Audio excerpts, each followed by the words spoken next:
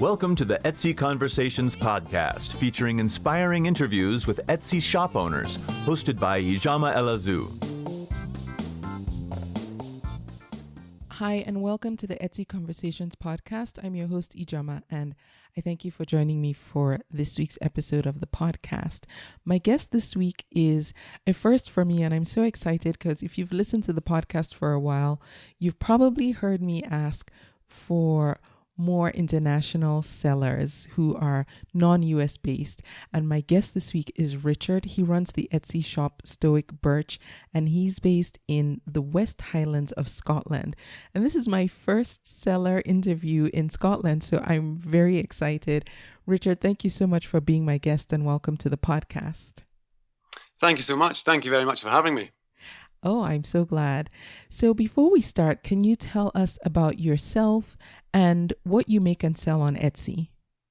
Yeah, so my name's Richard. I am from, as you say, the west coast of Scotland, the West Highlands, and I work with wood, and I make sort of what I like to think of as sort of everyday utilitarian utensils for people. So things like wooden spoons, bowls, boards, spatulas, stirrers, things that people can use every day, homeware for their kitchen, and it's all wood that is from the Highlands of Scotland, found very locally, and all carved with hand tools. So that's kind of the brief nutshell description. Yeah.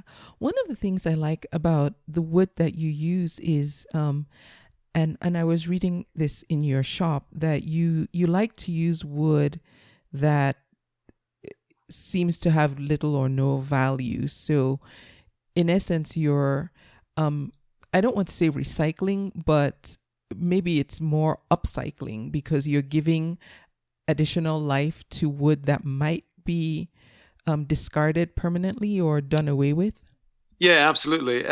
It's kind of been one of my frustrations for quite a long time, is that often, for whatever reason, whether it's forestry work or path building or roadside maintenance, there's a lot of wood that gets cut and is really of no use to anyone because it's on such a small scale. You know, it's not, a few logs here and there is not really commercially viable, or they're too narrow to use for anything, or they're too crooked.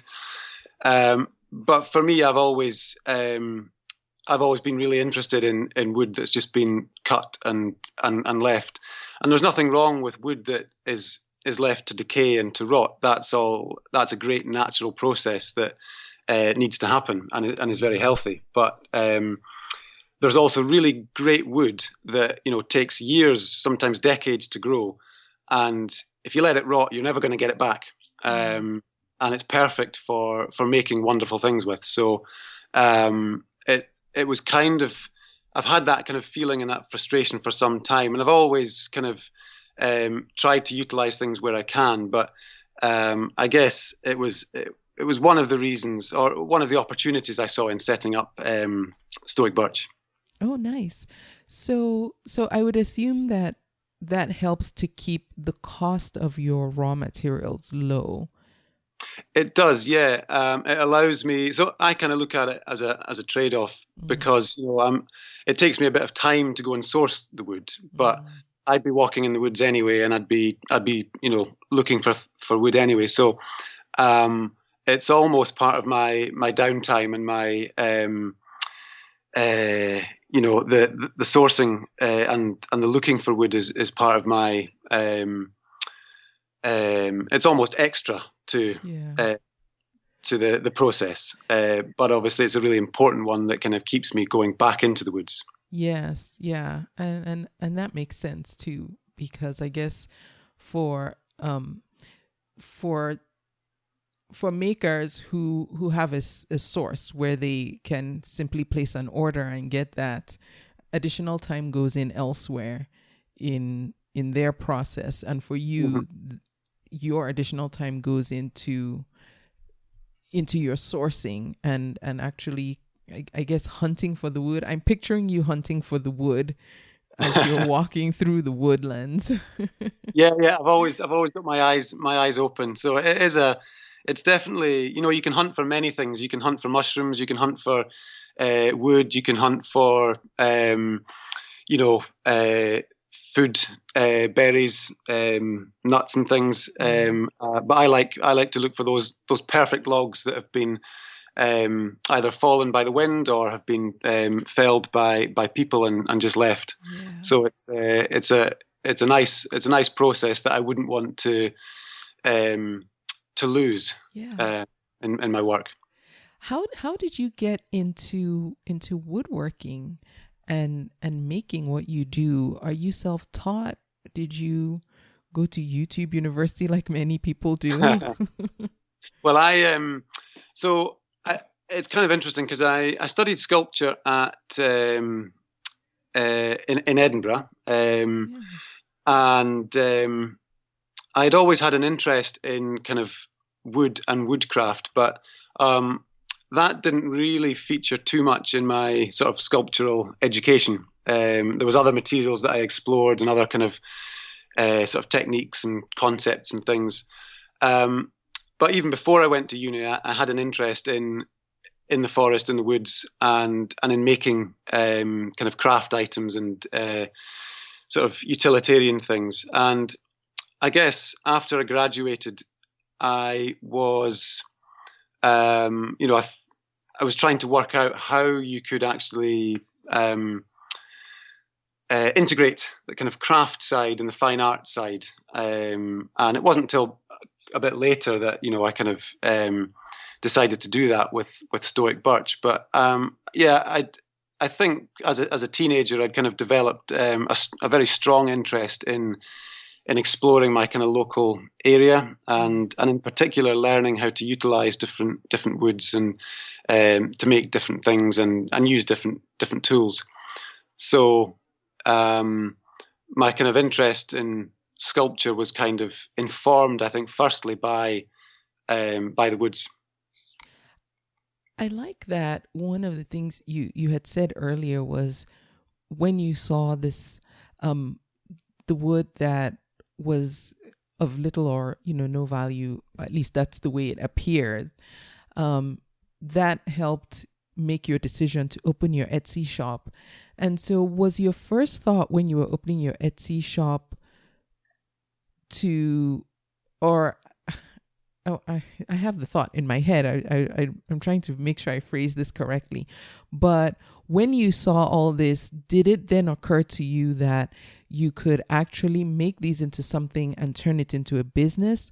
Or did you first start making and then at some point the idea came to you to actually start selling?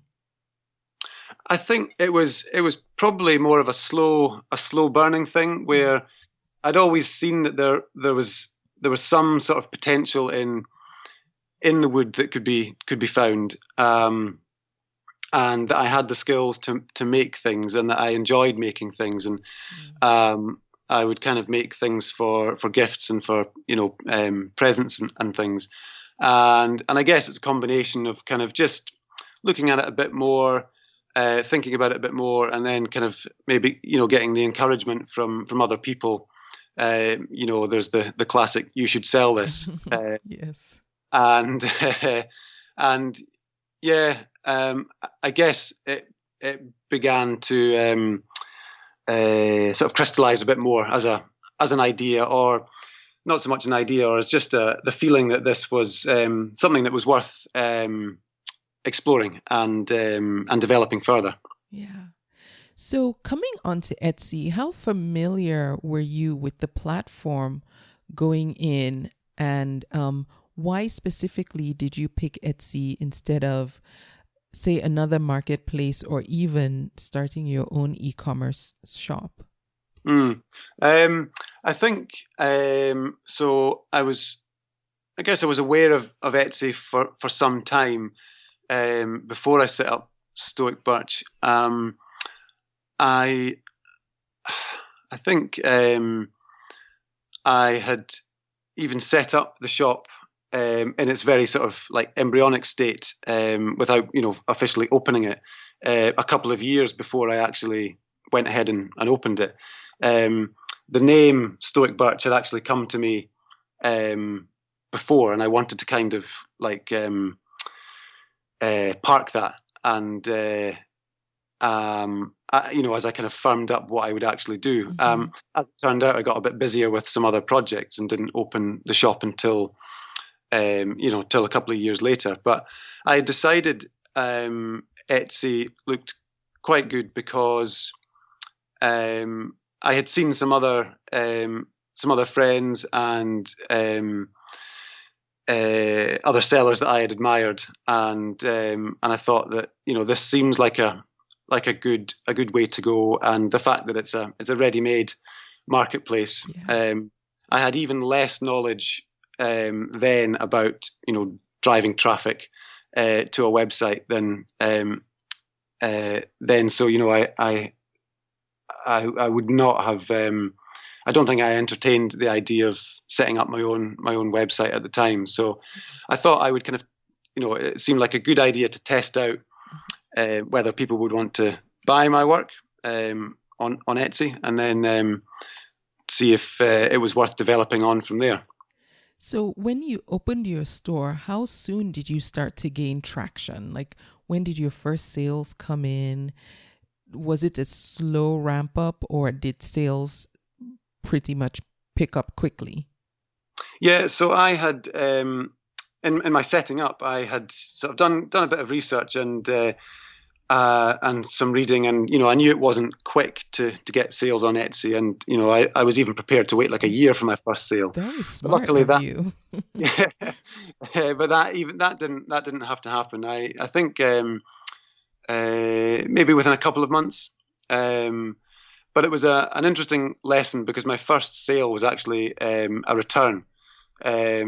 And what I had learned was that the buyer didn't have enough information about the dimensions.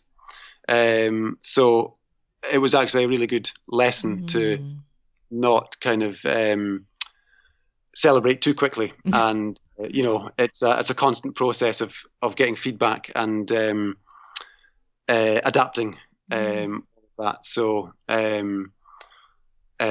yeah, it was about a couple of months, and then it was first year was fairly sort of more of a trickle, but I guess there's some sort of rhythm to it. So with that first sale that ended up coming back, how did you resolve that with the buyer? Were they upset because they didn't have enough information, or were you able to work it out and avoid them leaving some type of negative review? Yeah, so it was very amicable. The seller just messaged me and said, this isn't the size I was looking for, so I'll just return it. So I was able to give a refund, I did a full refund, and that was good actually, because that then got me into the guts of Etsy, and I'd gone through the full process of accepting a payment and then also giving it back. So I didn't feel daunted about having to do that in the future. Yeah. So I thought it was all fine, and I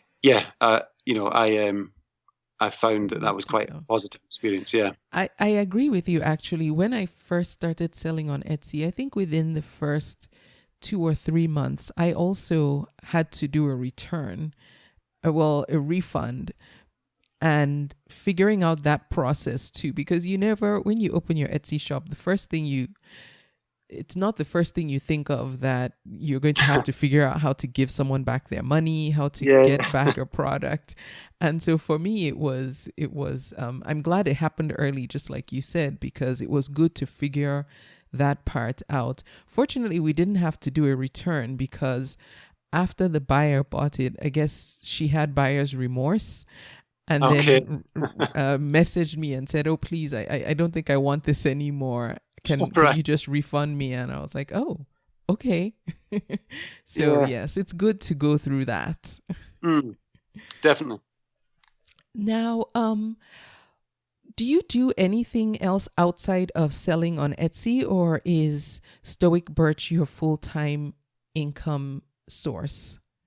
So Stoic Birch is part of my overall income. I work, I do a couple of different things. One of which is working for an arts charity in my local area.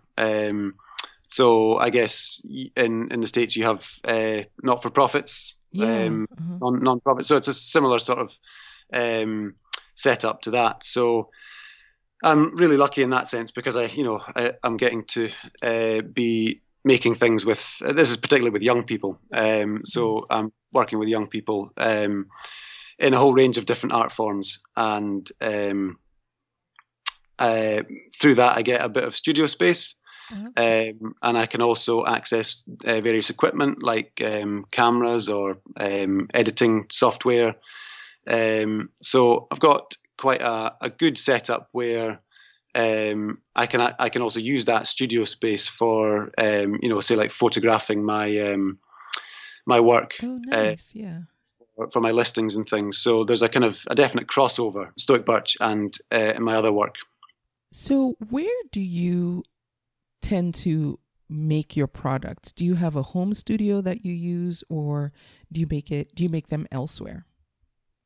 So yeah, I make most of my stuff in our garden. I'm fortunate to have a bit of space outside. Most of the process that I use involves hand tools, many of which are very sharp. It's best not to have them in the house, and I just have an outdoor workspace for the most part. I've got like a corner of the garden which is just kind of full of wood chips and wood shavings that just accumulate as I make stuff. Occasionally I'll bring things inside if it's kind of small work that just needs a bit of finishing to it. But if you can imagine taking like a log to, you first need to split it and then kind of bring it down to, the right dimensions that you need for your piece. So that kind of involves some work with an axe. And some big chips of wood fly here and there. So it's best to do that outside. And again, it's just nice to work outside. So yeah, how do you manage in the winter? For the most part, it's not too bad. If you just wrap up warm and just keep your head down and just chip away. I tend to drink lots of cups of tea, and if it's very cold, I'll go inside to warm up for a bit and then come back out. But I find once you're working, as long as the weather's not absolutely foul, it's okay actually. And again, I can bring little things inside and just kind of prioritize those if it's blowing a gale. Okay. I find that there's ways to work around most problems, and if the weather's one of those, then I've got kind of plan A and plan B. Yeah. You often have to have that in Scotland with the weather. Really? Yeah, you can't just go and plan a barbecue, for example. Really? If it's sunny on the day, then you've got to have a barbecue that day. You can't say, "Oh, next week let's have a barbecue," because it'll just be pouring with rain for sure. Yeah. Oh, I did not know that. Good to know. Now, what does your typical day look like as far as running your business? How do you manage your time, and how do you divide up all the different tasks that go into keeping your Etsy shop going? So what I like to do is at least have one day in the week where where it's a solid making day. So I'll try and give myself like 9 till 5, and just make as much as I can. I usually have a target number of pieces to produce, or maybe don't think about it in terms of the number of pieces. I just think more about hours spent. So I might have a piece that's maybe maybe takes 1 hour to make. So I might make a couple of them, or I might have a piece that I know takes about an hour and a half or 3 hours to make. So I might aim to do one of them. So I know how much time I'm spending making stuff, and I know quite easily how much time has gone into each piece. And the more I've done it, the more kind of accurate I've got in my timing. So I can say that, this type of spoon costs this much because I know it takes this much time, etc., etc. Yeah. So I kind of like that process of being able to refine the way I make things and get better at the way I make things, but in turn get more accurate at kind of costing it in terms of time. Yeah. So I like to do a day where I'm kind of making things, and then I'll try and spend another day, although sometimes it's not like a solid day. Sometimes, I might do a morning of making and then an afternoon of like some admin or packing or like photographs for listings or for Instagram, that sort of thing. I try and prioritize the making for like the best part of the day. Yes. And then kind of save the more like computer tasks for or like tech tasks for say the evenings, or wet weather. That's like a perfect sort of task for that. Yeah. And I guess like in terms of orders and like packaging stuff, I really just try and do that as and when they come in, and just try and get them out of the door as quickly as I can, really. Yeah. So I don't sort of compartmentalize that aspect. Yeah, I guess I feel like if I don't prioritize the making side, then particularly when I've got a good clear amount of time, Yeah. then it's kind of difficult for anything else to follow that. And that just makes perfect sense. Is the making is the primary. Without that, you're not much else can happen, I would imagine. So Yeah. So that makes sense. Now I'm curious, do you do any custom work? I tend not to on Etsy. Okay. Some people might get in touch and ask, I do a little bit of personalization, not so much on the actual piece itself, but I like to use some of the wood chips that are created from making various pieces. I use them as little tags so people can write a message, if it's for a gift, or they can add a bit of personalization onto those. Okay. I tend not to do so much custom stuff on Etsy. I tend to reserve that more for people that I meet face to face, or I guess people more locally. Yeah. I find it's easier to sort of have a face-to-face conversation about, if we can actually look at a piece of wood and discuss, what it is someone's actually looking for. Okay. I just find that harder to do online. Yeah, and I was going to say, yeah, to me, I would think it would just be easier if you could communicate in person, especially with a tangible product. A person might want to. And because the wood is so different, I imagine you might have different types of wood, and so people might be more willing to see and feel and touch and make decisions that way. Yeah. So then, how do you know what inventory to keep in stock and how much of each to keep in stock? I would imagine that it's based on what your best sellers are, and over time you've come to see patterns. Yeah. So I think, when I started, I was very much just doing everything one of a kind. And I've since realized that actually one of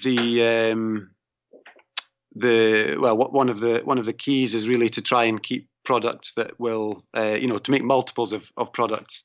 Mm-hmm. And so this year, really, I've been trying to sort of pick out what my best sellers are and what my most sort of repeatable patterns are, if you like. Yeah. So that's been quite an interesting process, just trying to look a little bit at some data and also just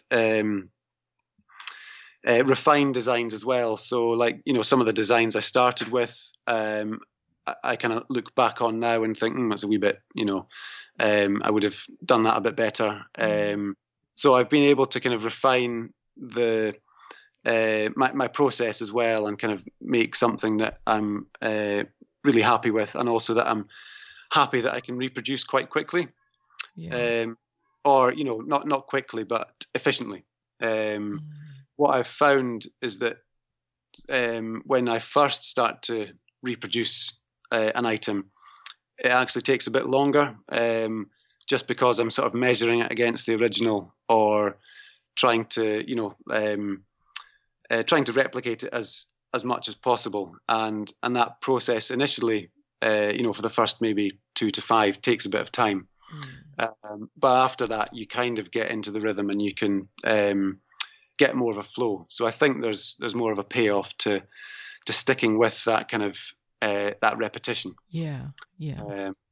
And it's something I'm very much still learning and still developing at and trying to refine. But it's definitely, in terms of selling online, I think it seems like a really important thing to have products that are easily Reproducible. Exactly. Yeah. And that makes sense. When you get questions from customers, have you noticed a trend in what they're most curious about? Like what things they're asking the most before they make that sale or that purchase, I should say? Yeah, it's a good question. I would have to go and have a look, actually. I haven't. It'd be really interesting to look back, actually. I think people ask all sorts of things, usually to do with personalization. Okay.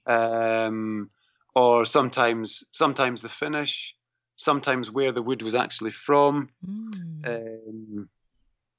and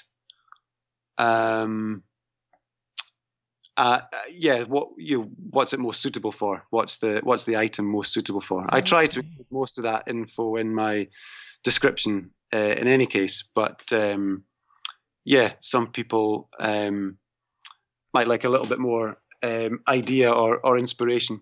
And I think delivery time as well is probably something that people are keen to find out about, especially international shipping. Recently, getting stuff to the States has been okay, but I think there's been some postal delays here and there.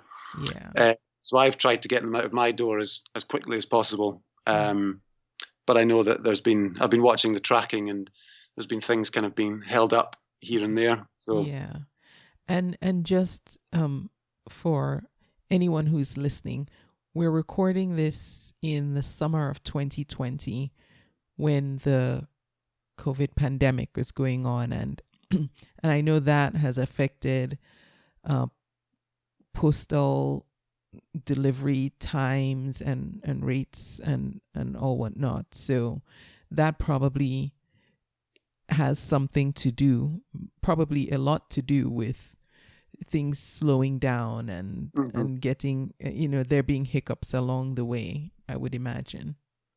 Yeah. And so are most of your sales international or are most of them domestic?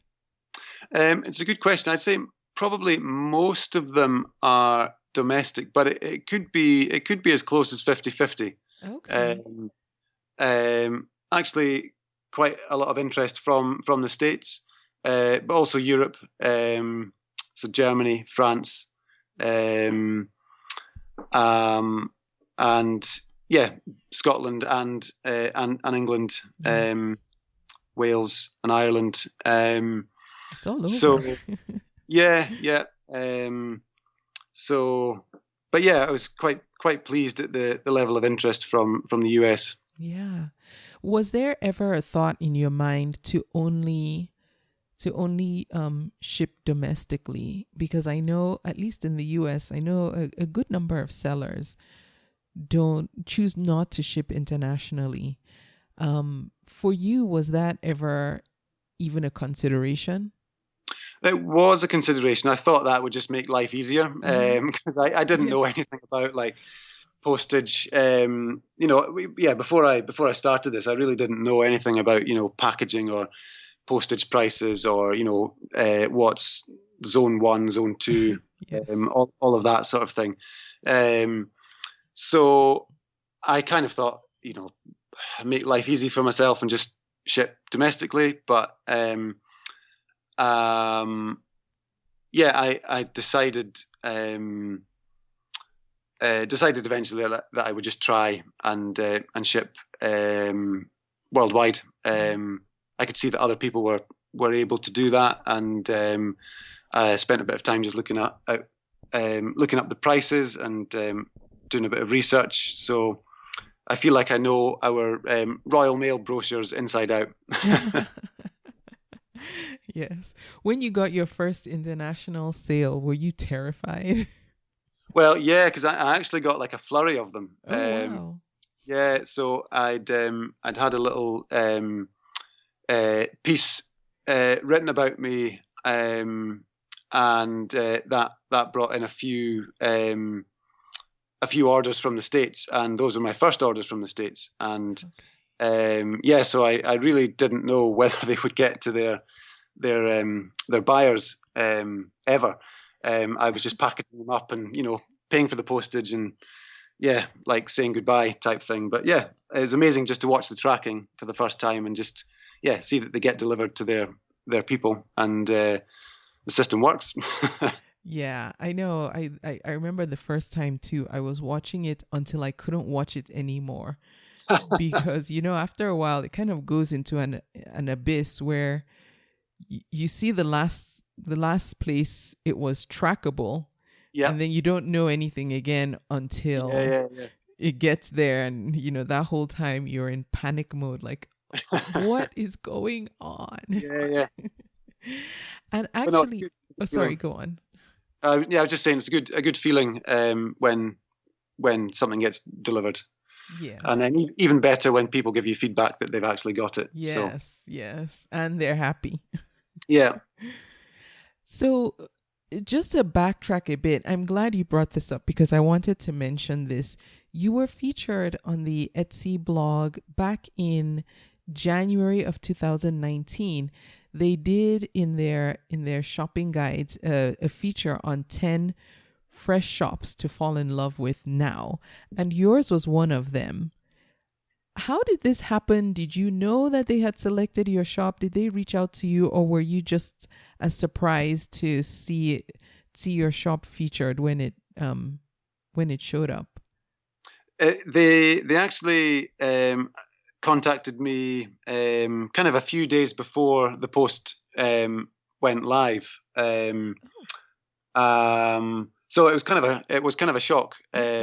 I didn't expect it at all, and I think they just asked, just make sure you've got some products in your shop, and make sure you keep your shop open as well from Mm. the date that the post goes out, and keep it open for a week or 14 days at least. Not that I had closed my shop much at all, but yeah, I was very surprised and very pleased. Yeah, No because idea how you got on their radar, huh?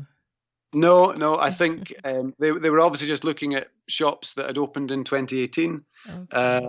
and had like their first year of sales. So I don't know what they'd been putting into their search their search machines, but yeah, someone found me, so that was great. Yeah. I will link to that blog post. So if you're listening to our conversation, you can check out the blog post and see the feature that they did on Richard's shop and the nine others. I won't mention the nine others because you'll see them. But Stoic Birch was one of them. Congratulations on that. I know when Etsy spotlights a shop, it's kind of opens the floodgates, if even just for a period of time, but it keeps going over time anyway. So that's great for you. Yeah, it was really good. Yeah. I just wish I had more stuff in the shop at that time, but because I think at the beginning of the year I was thinking, right, I'll take my time just to kind of restock. And I was just kind of thinking ahead, right, okay, I'll be ready for like next Christmas. But this was like having Christmas in January. So yeah, it was a big shock, big surprise, and a great thing to happen. Yeah. Speaking of having more in your shop, so right now you have certain items that you carry. How do you determine, or how do you decide when to add a new product line? So now you have the spoons, you have spatulas, you have something that starts with Q that I'm afraid to say because I don't think I can pronounce that word. How do you say it? It's a quaich. A quaich? What's a quaich? Yeah, quaich. So a quaich is it's what you could call a traditional cup for whiskey. So it's it's become kind of like quite an emblematic Scottish drinking vessel. So they're really interesting because quaichs were so. I don't know if you are familiar with the language of Gaelic. I know of it. Yeah, so there's like Irish Gaelic and there's Scottish Gaelic. Oh, okay. And quaich is really just a word that comes from the Gaelic for cup.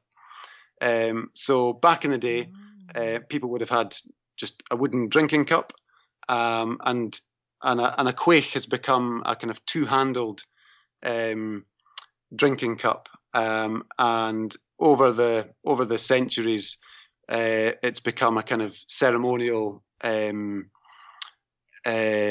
drinking cup for special occasions. And quaichs that you see from kind of like the 18 or 1900s, and even like people make a lot of them today, that they're very flashy, with lots of silver and lots of kind of like intricate sort of designs and some gemstones and very sort of highly polished. And that's not really my style. I like to kind of go back to basics, to a more kind of rustic, simple drinking vessel. So something that kind of evokes the everyday origins of the quaich, rather than something that's overly ornate. Oh, nice. Okay. That explains it. So I really just go for, so it's carved from a single piece of wood. It's hollowed out so it holds a little bit of whiskey, and then it's faceted on the back using sharp chisel, and then it's dipped in beeswax. So it's really a kind of simple process, simple materials, and but I just try and make them as well as I can with the tools that I have, and kind of keep that kind of rustic or more kind of immediate woodiness piece. And so the beeswax that you coat it in, does that make it such that it can be washed multiple times and it doesn't lose the finish? Yeah, so beeswax is good because it doesn't dissolve in the alcohol. I treat a lot of my other things with linseed oil, and alcohol can dissolve the oils, and you would just ruin your whiskey if you got it mixed up with oil. So the beeswax doesn't react in any way, and yeah, it just means you can give it a gentle clean with water, and a bit of like soapy water, and you're done. You're good. Okay. So yeah. Oh wow! I feel like I've just gotten an education in Scottish traditions. I'm so glad. I like it. This is That's like why I want more international sellers. yeah. It's actually just scratching the surface. We've got loads of loads of sort of funny, quirky traditions, and a lot of these things they kind of get. I think with things like quaichs and tartan and shortbread and all that stuff, Yeah. you get quite kind of touristy. We like to pander to tourists in Scotland, but I'm very keen that this is actually something that is very much rooted in the place that it is grown in and been made in, and is not kind of too flashy or too over the top, really. And again, like kind of going back to like the simple everyday origins of just having a cup to drink with. Yeah. But yeah, it's something that's hopefully still beautiful enough that you could gift to someone for a special occasion. Yeah.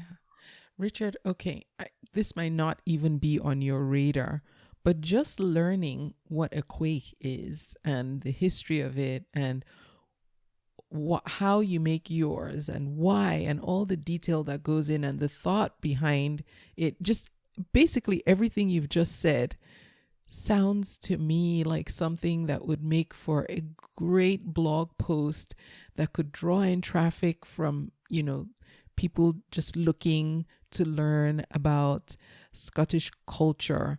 And then that would lead them to, your product, which could end up in a sale. I don't know. I'm just imagining. But I think there's, so much, there's a story behind, and this is just one product. We're not talking about everything else because, I know that you can talk about I don't know if progeny is the right word, the history of the wood that you use to make, a particular spreader or a particular spoon or, a bowl. And, there's a story behind all that. I just think what you're doing lends itself so well to stories, but that could be more on your plate than you want. Well, that's very interesting because I'm sort of trying to get better at the digital marketing side of things, and one thing that I would really like to, one thing I really need to do is to just sit down and kind of map out some, as you say, sort of stories and ideas for various posts and things. I'm quite, at the moment, I'm guilty of being quite impulsive when it comes to, doing like Instagram or the kind of the social media marketing. When I've got an image, I'll make I'll do a post. But I think I can see going forward the key is really just to map that out and to plan all of that kind of content a bit better. So for sure, I think a post about quaichs or I don't have a blog, but that's some good feedback. Yeah, I feel like the traditions and you have a desire to, like you said, not pander to tourists, but to keep the traditions pure and maintain that history and pass on that information. And, I don't know if traditionally a lot of your, the traditions in Scotland are passed down by verbally or more in written texts. But I think this is information that is good for the new generation of Scots, but then also people like me who just like learning about other cultures and what things were like then. And, just knowing that there's somebody out there or there are people out there who are interested in preserving that.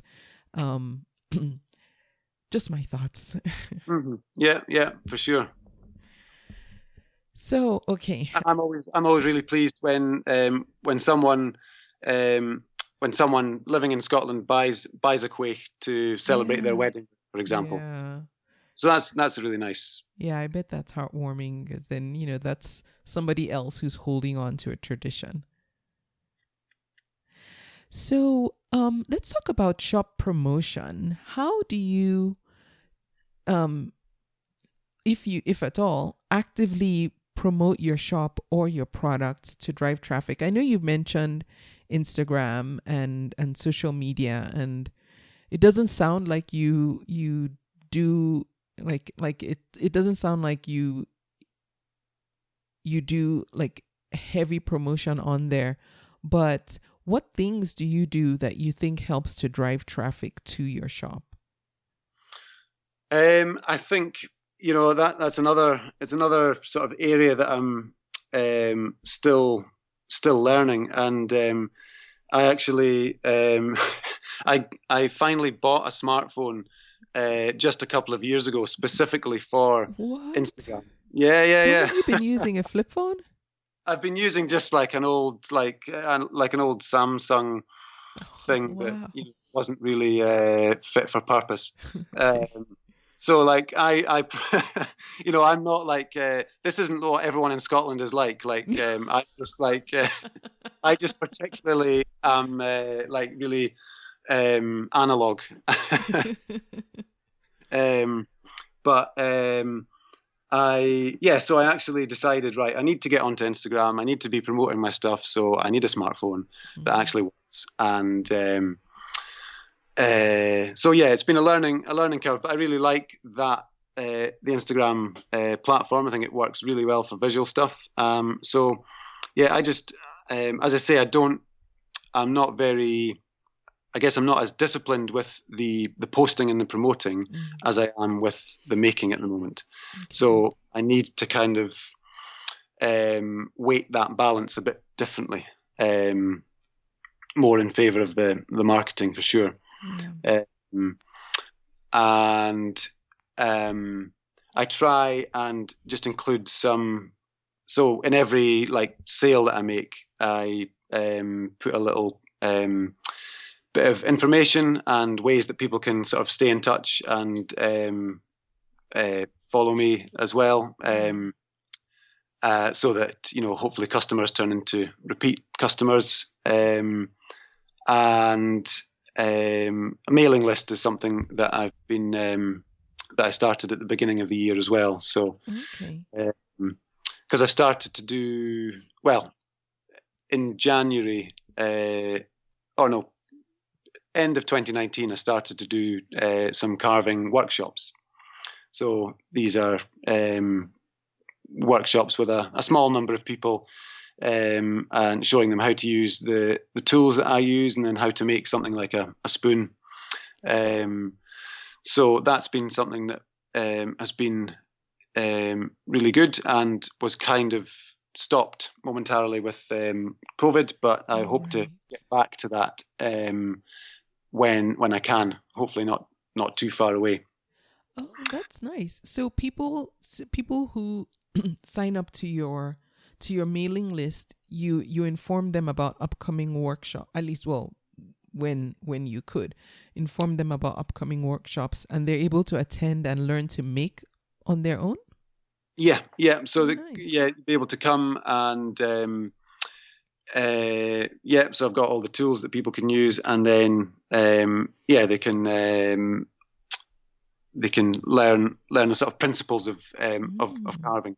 How did you know people were interested in this? Were you getting requests from people to teach them? Yeah, so I'd done some local craft fairs and so like in-person events, and it's really through talking to people that people sort of expressed an interest in learning how to carve. So yeah, I just thought I would test that out, and for sure, it seemed like something that is popular with a lot of people. So I haven't taken the plunge into doing any digital like online marketing, sort of carving workshops for that. Lots of people have found ways to do various teaching online, but I'm not quite sure not quite sure if I'm confident to do that at distance. It's something that I feel lends itself to just being face to face with people.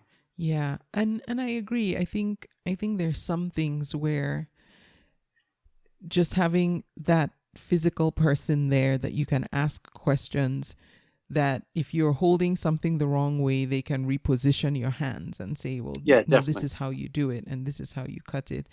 Yeah. A couple of episodes before yours aired, I talked with Anna from Anna Fine Jewelry, and she's based in the UK and also does something very similar. She makes jewelry and she holds these make your own ring workshops where couples come in and make their own wedding bands. And so she shows them how to do that, and it's an experience for them because they're actually making the bands that they're going to exchange with each other.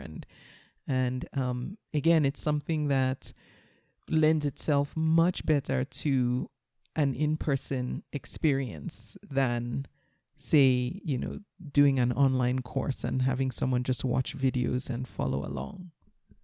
Mm-hmm. So I think this is the way, especially once this whole COVID thing hopefully is over and, we're all in the clear and there's a cure or a vaccine or something and we can start meeting again. I think in-person meetings and workshops and these hands-on learning processes will start to hold a lot more value than online, because we've done so much online for so long, and with this whole pandemic and being isolated, I think getting back together, even if it's just to do something creative, make a bowl, make a spatula, make your wedding rings, I think is going to be so welcome after all this.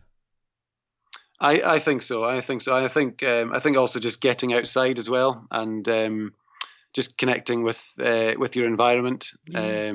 I think that is something that people will sway towards a lot heavily than they had done in the past. Yeah, exactly. I think we took all this for granted before, and now, give me a workshop, I'm going. I don't want anything online anymore.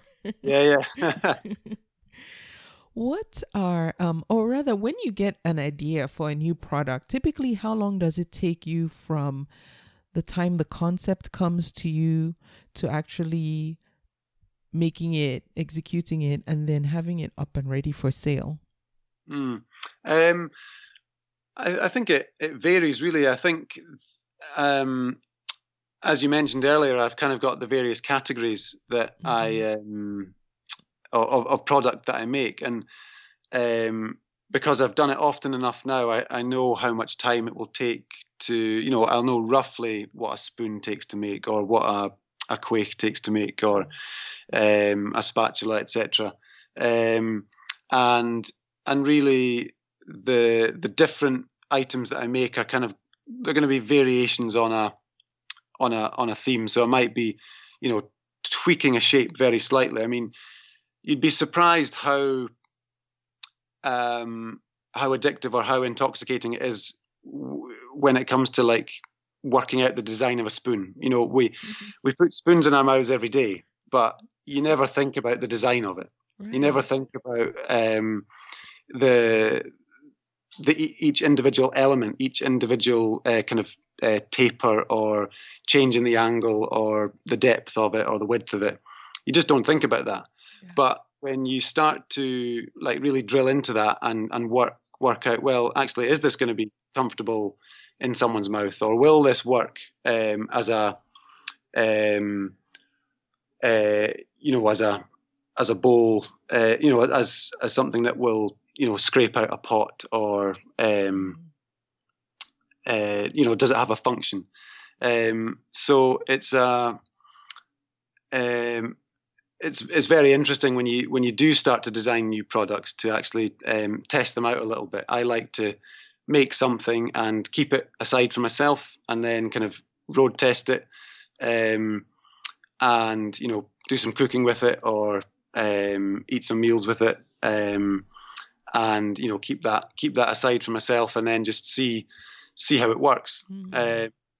So some of that kind of pre-testing might be is often really important. But then, so I might sort of have some of my own utensils that I've made, and then I might like recarve bits of those every now and again, just to change the shape. So I'll tweak and I'll test my own things, and then once I'm happy with the shape, I'll just sort of reproduce that. But I guess it depends, really.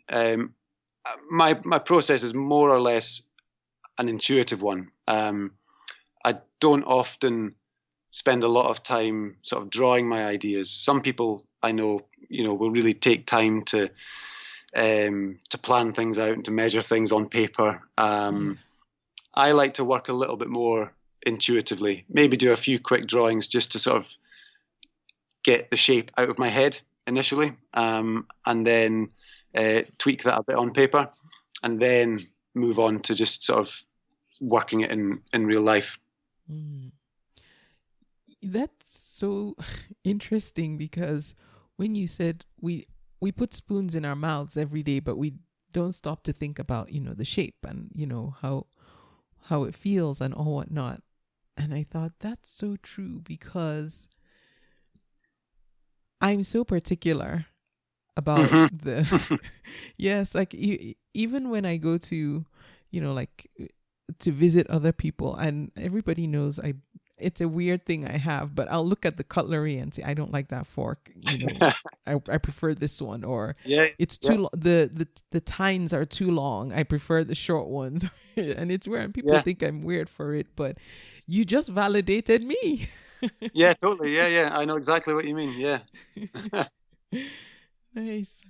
So do you ever find that you get into creative ruts where you're either just not getting any new ideas, or you just don't feel in the mood to create anything, even if it's something that you already have a prototype for?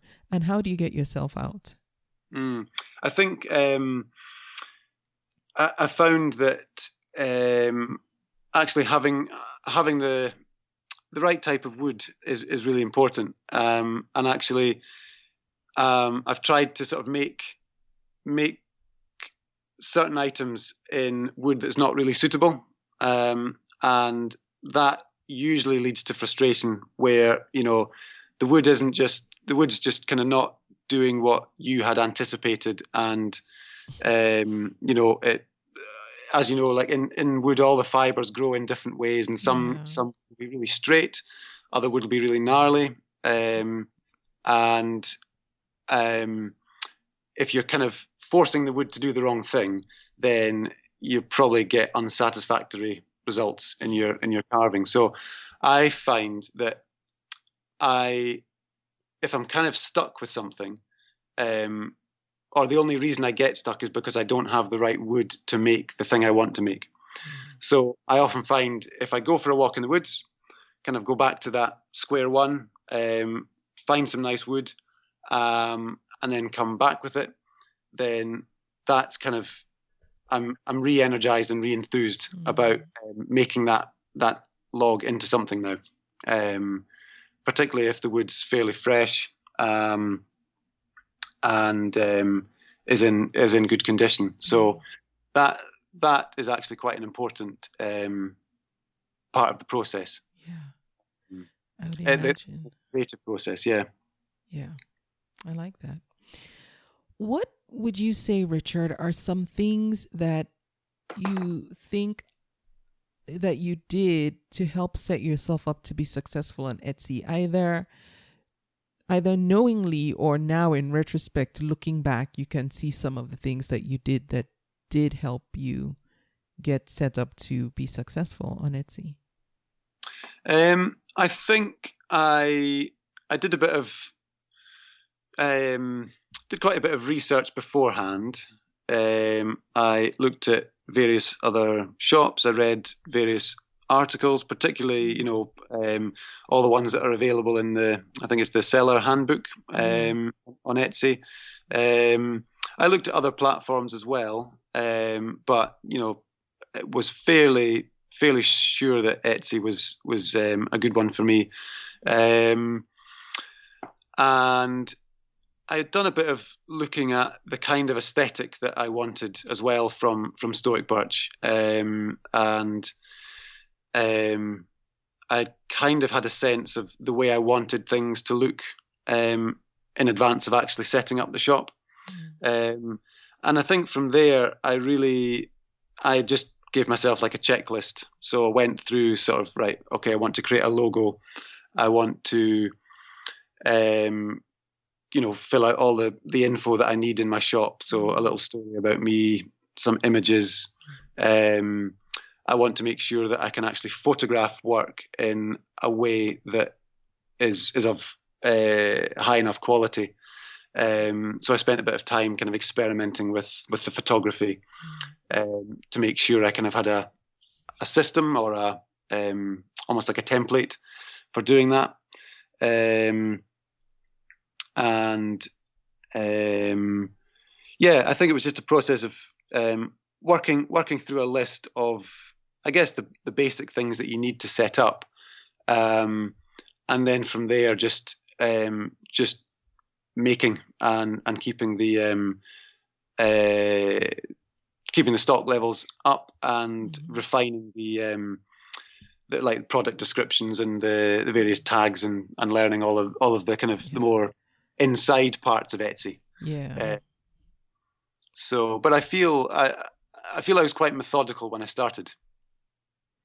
Do you think that was good? Yeah, it was good for me. It worked. It worked for me, and it helped me kind of, just tick off various tasks and know that I was ready, and I'd kind of done everything that I needed to at that stage. Obviously, it's a circular process. You always keep coming back to refine things. Yeah. But I felt I'd done what I needed to get myself kind of off the ground in that respect. So. Yeah. It worked okay for me, I think. Are there any hard lessons that you've learned along the way? I guess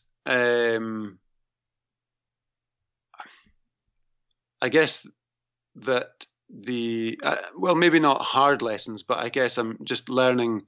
I mean, there's been nothing sort of terribly painful, but it's more just that I guess nothing is ever done, and you've just got to keep refining things. And I suppose like it would be nice to just be able to put one of a kind things up all the time, and I think some people do have quite some success with that. I think being able to sort of work with the system of Etsy to make it kind of work for you is a useful approach. And I guess, Etsy is just part of the wider online internet algorithm ecosystem, where, people find your stuff. There are rules as to how people find your stuff, and you've kind of got to play the game. Yep. Otherwise, nobody will find your stuff. Exactly. I love that quote that you said. Not the quote, but what you said. Nothing is ever done. It's so true. I'm going to have to remind myself of that often, because we always make these lists of things we need to do and then check them off, but in reality it's like a loop, it's a circle. You have to keep coming back to things, because hardly anything is a one and done. It's it's a done for now, come back later, done for now, come back later. Yeah, exactly. And I guess like packaging was one of the things that I had researched early on, and it was one of the sort of the things to tick off on my list. And I'd spent a bit of time looking into that, looking for things that were the right dimensions for the things I was going to make, and they looked good and they sort of fitted the aesthetic that I wanted.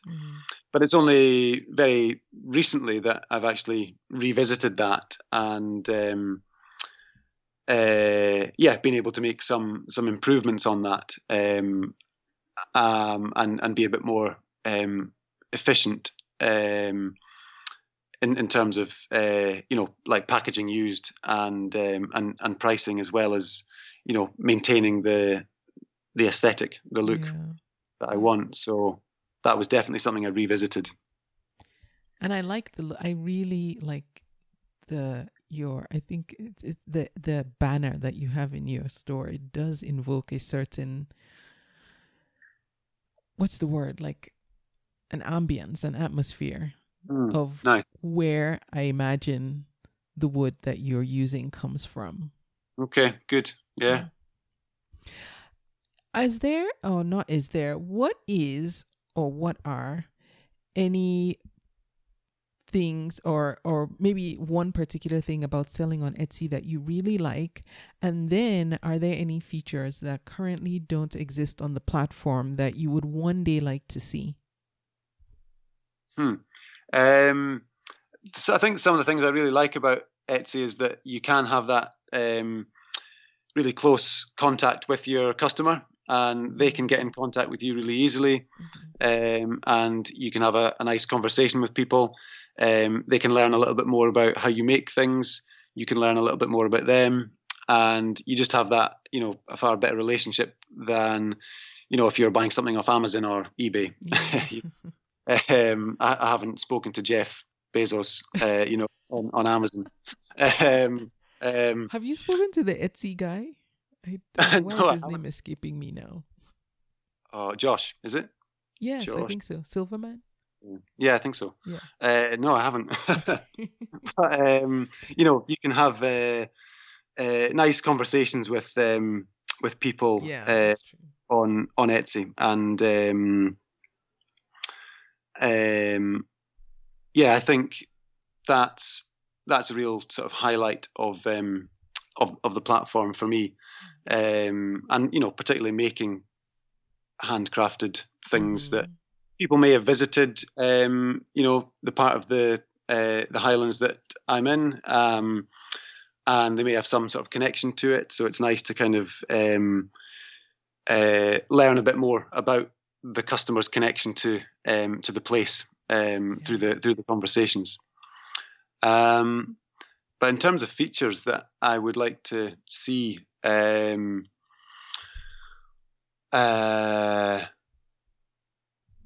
can't really think. I mean, That's I guess I feel like there's loads of things on Etsy that I'm still kind of learning about. But I guess there's the classic ones that come up on like the various forum chats about the various analytics that kind of are there at some point and then kind of disappear.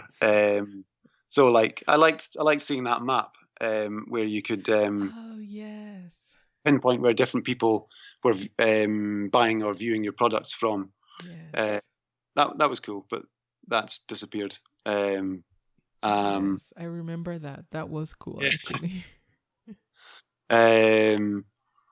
So I guess like maybe like some of the analytics are a bit thinner than they were, and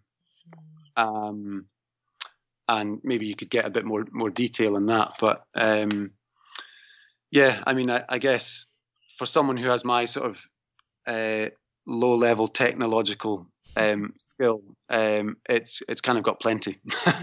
Yeah, it does. And you're right. There's so many features that I know of. I'm aware that they're there, but I just have not dug into them and really taken full advantage of all the tools that are available. So even as sometimes I think to myself, oh, I wish I could do this. It's one more tool that I don't know if I even had, if I would have the time to jump into it the way I think in my head I would. Yeah. I mean, I have great admiration for, people that develop all sorts of online apps and platforms and things like that, because they are asking these questions and thinking about these things and, identifying the problems and then coming up with the solutions. But, I wouldn't know where to start. I know. Yeah. What would you tell that new seller who's just starting out on Etsy? What one piece of advice would you give that person? One piece of advice.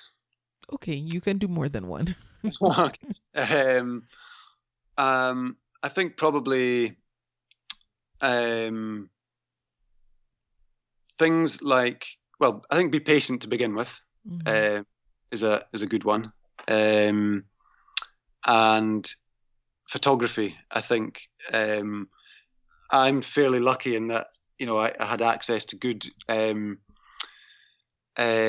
photographic equipment, both I could access through my work, but also my own kit, and that I'd had quite a lot of practice with photography as well.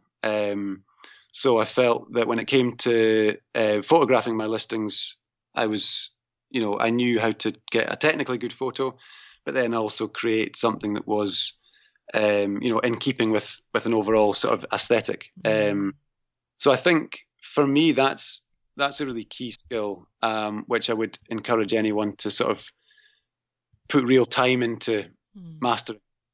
And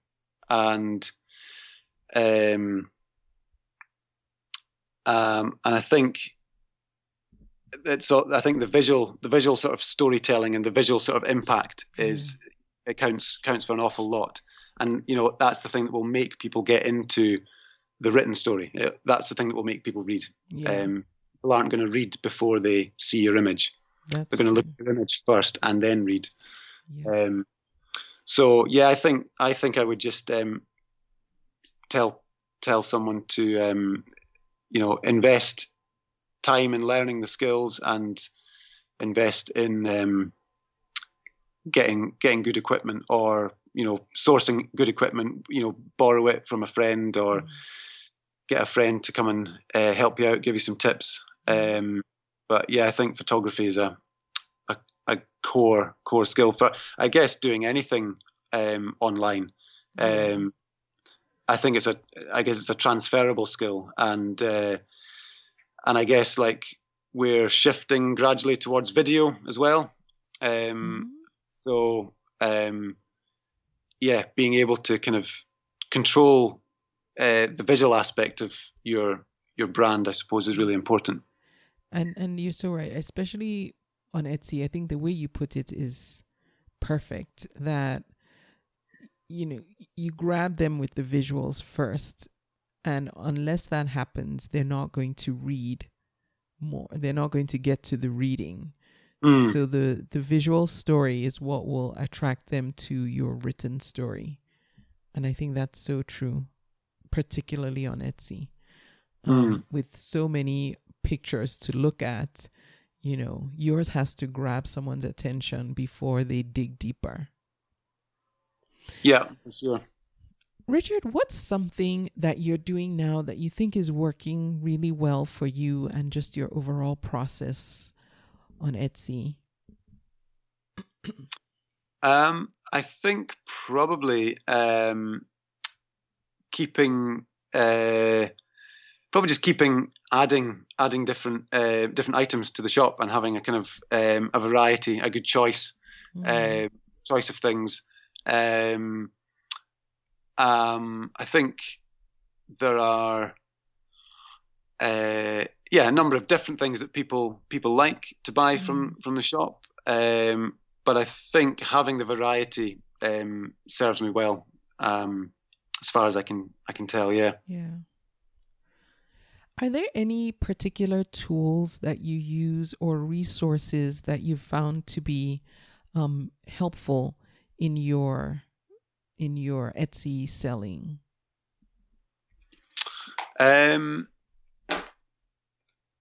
Well, I guess I do spend a bit of time trying to, learn more about just the way the internet works, and the way that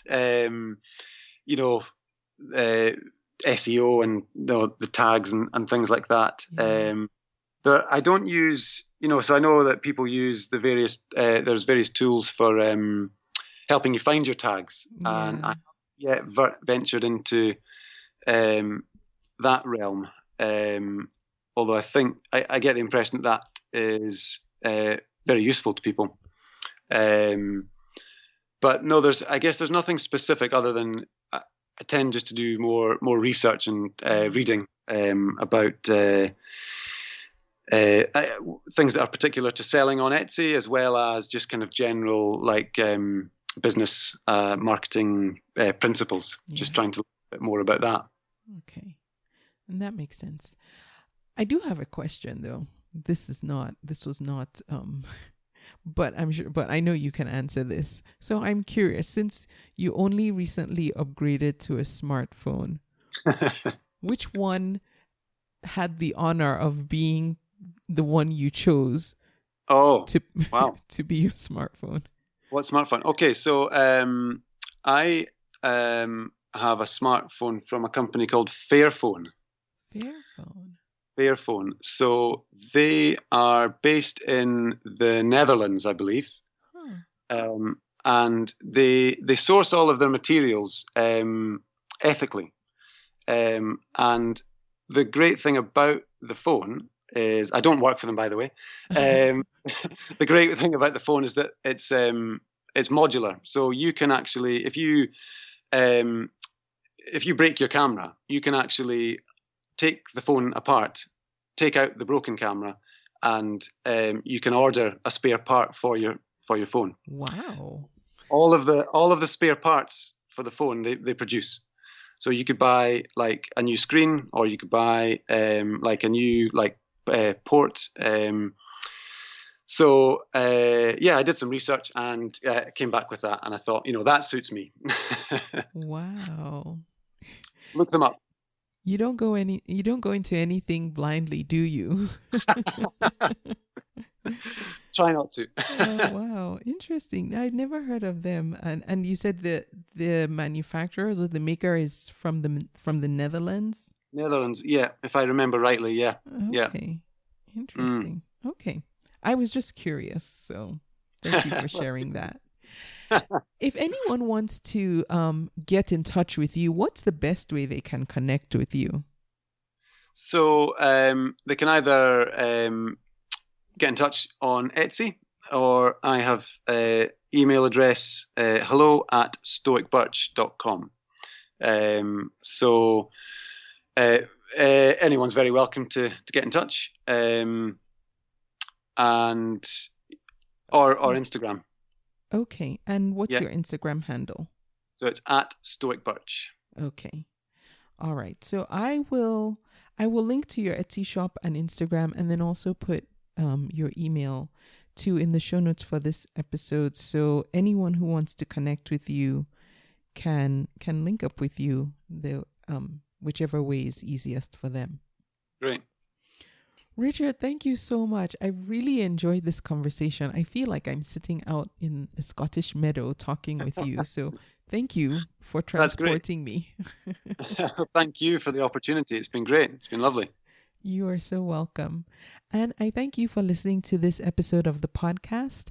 If you want to connect with me, you can go to convome.com, use the contact form there. If you would like to be my guest, especially if you're outside of the US, I would love to have you. I also love US sellers too, don't get me wrong. But I would like to represent what's the word? I would like to showcase more international sellers too. So please feel free to get in touch with me. Go to convome.com and use the Be My Guest tab on there. And if you want to connect with me on social media, Instagram right now is probably the best way to connect with me. And that's @Convome Podcast. And I will be back with another episode next week. Thank you for listening. You can subscribe to the podcast in iTunes, and while you're there, please leave a review too. Visit convome.com to leave a comment or feedback on this episode.